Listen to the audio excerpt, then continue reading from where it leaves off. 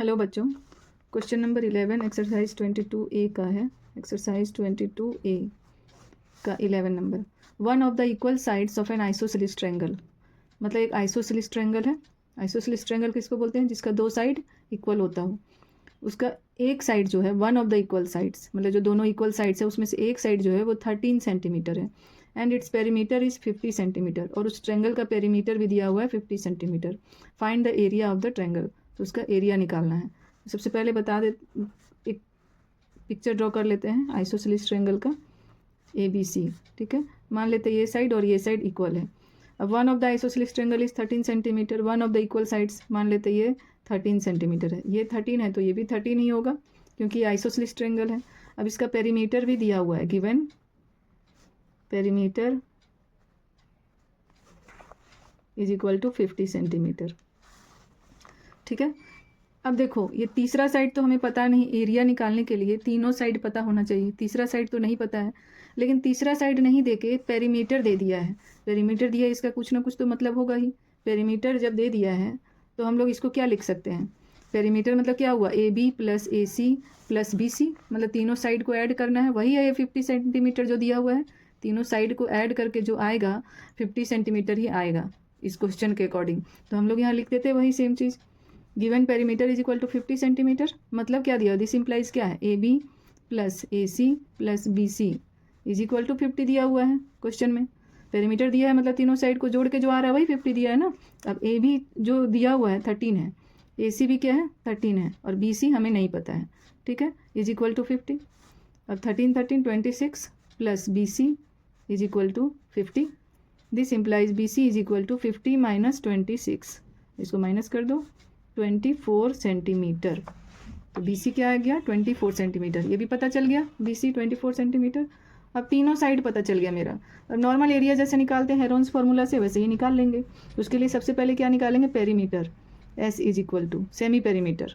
Semi perimeter क्या होता है? तीनों साइड को ऐड करना है और उसको 2 से डिवाइड करना है।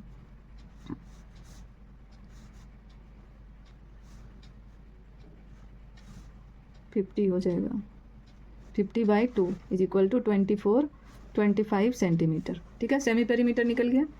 अब इसका एरिया निकाल लेते हैं। एरिया इज इक्वल टू √अंडर S मतलब 25, S माइनस A मतलब 13 into S minus B, 13 into S minus C। दो ठो तो 13 साइड था, एक 24 हम लोग यहाँ कैलकुलेट किए थे, इसी को यूज़ किए यहाँ पर। ठीक है, अब इसको सॉल्व करो। 25 इंटू 12 इंटू 12 इंटू 25 में 24 माइनस होगा तो 1। ठीक है, अब इसको हम लोग ब्रेक करेंगे। 25 को क्या लिख सकते हैं? 5 इंटू 5 इंटू 12 इंटू 12 भी छोड़ देते, पेयर तो लग ही रहा है, इसको ब्रेक करने का जरूरत नहीं। इंटू 1 लिखने का भी ज़रूरत नहीं है क्योंकि वही आता है 1 से इंटू करने से। अब इसका पेयर लग गया तो ये 5 बाहर आ जाएगा, इसका भी पेयर लग गया तो 12 बाहर आ जाएगा। इसका क्या आ जाएगा? 60 सेंटीमीटर स्क्वायर आंसर। ये हो गया एरिया। ठीक, तो क्वेश्चन नंबर 12 देखो। The altitude and the base of a triangular field, एक ट्रायंगुलर फील्ड है, उसका एल्टीट्यूड और बेस दिया हुआ है, रेशियो में दिया हुआ है 6:5। If it's cost is rupees this at the rate of ₹36,720 per hectare, मतलब जो वो ट्रायंगुलर फील्ड है उसका कॉस्ट इतना लगा है। ठीक है, मतलब वो खरीदने में, खरीदा या बेचा जो भी, उसका प्राइस इतना है उस ट्रायंगुलर फील्ड का। और वो प्राइस कैसे रखा है कि 36,720 पर हेक्टेयर लेंगे हम प्राइस, मतलब जितना हेक्टेयर होगा उतना हम इतना लेंगे। तो एक हेक्टेयर में कितना स्क्वायर मीटर हो जाता है? 10,000 स्क्वायर मीटर को एक हेक्टेयर बोल रहे हैं। मतलब 10,000 स्क्वायर मीटर अगर हम लोग मतलब सेल करेंगे, उसका प्राइस रखें 10,000 स्क्वायर मीटर एरिया का, इतना प्राइस रखें 36,720। अब मेरे पास कितना स्क्वायर मीटर है वही हमको निकालना है। ट्रायंगुलर फील्ड का जो एरिया है वो कितना है? Find in metre the dimensions of the field. Dimensions मतलब लेंथ और ब्रेड्थ निकालना है। पहले एरिया निकलेगा, जो ये दिया हुआ है, ये सब जो दिया हुआ है प्राइस कॉस्ट वगैरह, ये सबसे एरिया निकलेगा। उसके बाद हम लोग उससे डायमेंशन निकालेंगे, मतलब लेंथ और ब्रेड्थ। इसको थोड़ा ध्यान से समझना है। देखो ये है ट्रायंगुलर फील्ड ABC, मान लीजिए ये ट्रायंगुलर फील्ड है। ठीक है, और गिवन क्या दिया हुआ है? Altitude is to base is equal to 6:5 दिया हुआ है। तो हम लोग मान लेते हैं लेट एल्टीट्यूड मतलब height, let height is equal to 6x and base is equal to 5x। ठीक है, ऊपर में बस इतना ही दिया हुआ है, 6x और 5x मान लिए। अब कॉस्ट दिया हुआ है, क्या दिया हुआ है, पर हेक्टेयर, मतलब इतना रुपीज़ पर हेक्टेयर लगता है।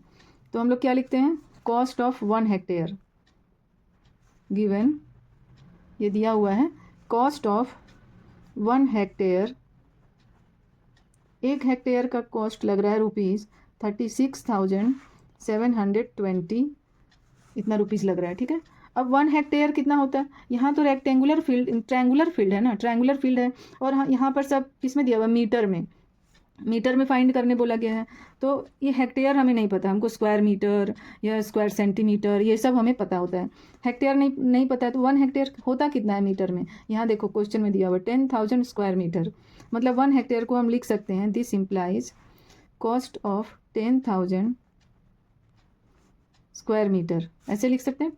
मतलब जो 1 हेक्टेयर का कॉस्ट बोला है इसका मतलब यही हुआ कि 10,000 स्क्वायर मीटर का कॉस्ट है इतना। यही सेम चीज़ अभी हम दूसरा लाइन में लिखें, बस ये हेक्टेयर में था, इसको स्क्वायर मीटर में लिख दिए हैं। अब इतना है, बोल रहा है कि जो टोटल पूरा ये जो ट्रायंगुलर फील्ड है उसका प्राइस इतना है 49,57,200, ये पूरा ट्रायंगुलर फील्ड का प्राइस है। तो देखो अभी हमको इसका एरिया निकालना है, इसको उल्टा करके लिखते हैं, rupees 36,720 is the cost of 10,000 metre square field. ठीक है, 10,000 मीटर स्क्वायर फील्ड का जो कॉस्ट है वो इतना है, इतना कॉस्ट लगता है। अब यूनिटरी मेथड लगाएंगे, यूनिटरी मेथड में क्या होता है, पहले जो गिवन है जैसे वैसे लिखना है, फिर 1 का निकालना है, उसके बाद जितना का बोला है निकालने वो निकालेंगे। तो देखो rupees 36,720 is the cost of 10,000 metre square field. ठीक है, यहाँ तक समझ में आ गया। तो अगर हम लोग ₹1 का निकालते हैं, ₹1 कितना लगेगा फील्ड का cost, ₹1 is the cost of 10,000 by 36,720 metre square field. इतना मीटर स्क्वायर जो इसको हम लोग जैसे इसको डेसिमल में आएगा जब कैंसिल वैंसिल करेंगे तो उतना मीटर स्क्वायर फील्ड का बहुत छोटा होगा, वो बहुत छोटा मीटर स्क्वायर फील्ड का ₹1 लग रहा है कॉस्ट। अब हमको बताया गया है कि पूरा कॉस्ट ट्रायंगुलर फील्ड का इतना है, देयरफॉर रुपीज़ 49,57,200। ठीक है, 49,57,200 इज द कॉस्ट ऑफ, इतना जो कॉस्ट दिया हुआ है, बोल रहे ट्रायंगुलर फील्ड का कॉस्ट इतना है, तो इतना जो कॉस्ट दिया हुआ है ये कितना मीटर स्क्वायर फील्ड का कॉस्ट होगा, यहीं पर इससे इंटू करेंगे, इंटू 49,57,200 मीटर स्क्वायर फील्ड, इतना का कॉस्ट होगा ये। ठीक है, ये यूनिटरी मेथड इसको बोलते हैं, ऐसे जो बनाते हैं हम लोग उसको यूनिटरी मेथड बोलते हैं। अब इसको कैंसिल करेंगे तो इतना रुपीज़ जो कॉस्ट यहाँ पर लिखे हैं वो कितना मीटर स्क्वायर का फील्ड में लगा है, तो जो मीटर स्क्वायर जो फील्ड निकलेगा वही इसका एरिया होगा, क्योंकि पूरा ट्रायंगल का ये कॉस्ट है ना, तो जितना मीटर स्क्वायर फील्ड निकलेगा वही मतलब यही इसका एरिया होगा, इतना ही एरिया का ये फील्ड बना हुआ होगा जिसमें कि इतना कॉस्ट लगा है। इसको सॉल्व करते हैं, पहले 2 से कैंसिल करते हैं,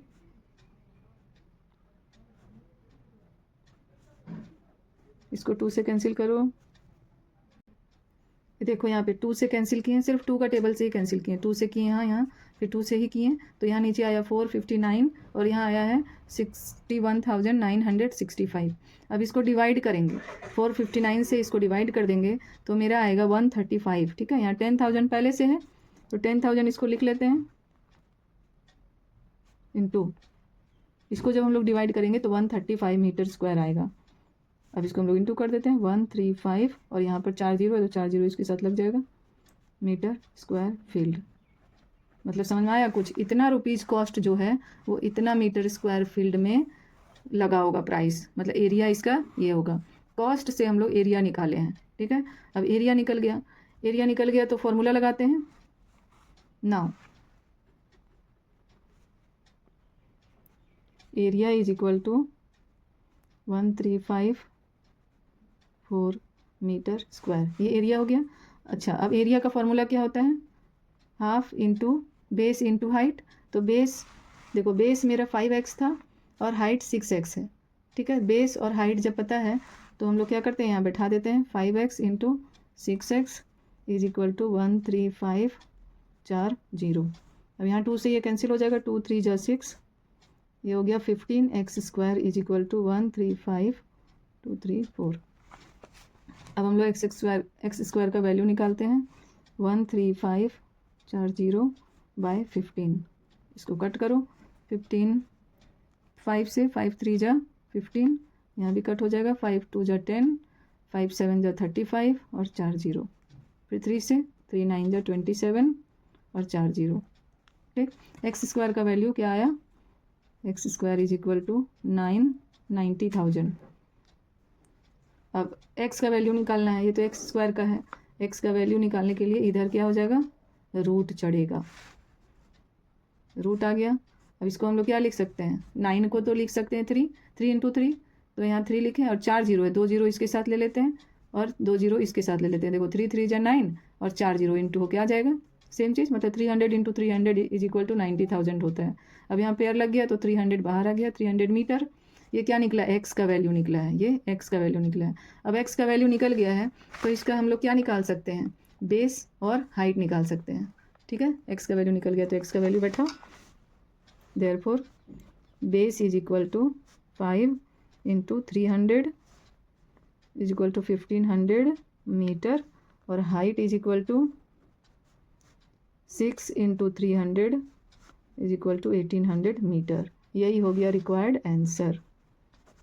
ठीक है, कुछ डाउट हो तो कमेंट करके पूछो।